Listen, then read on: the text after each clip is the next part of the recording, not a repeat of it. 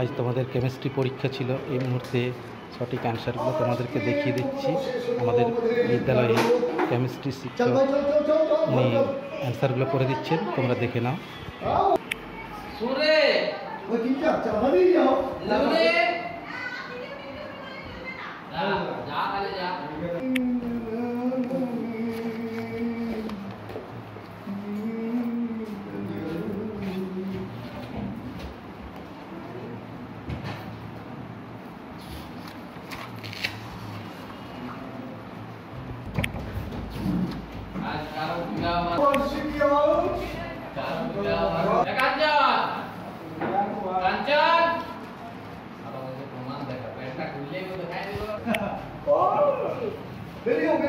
বান্ধবী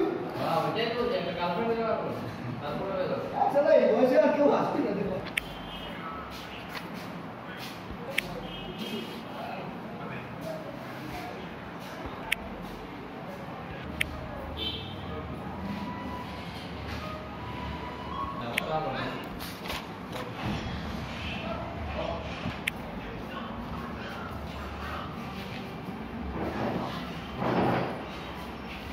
দেখো অসংখ্য ধন্যবাদ স্যারকে।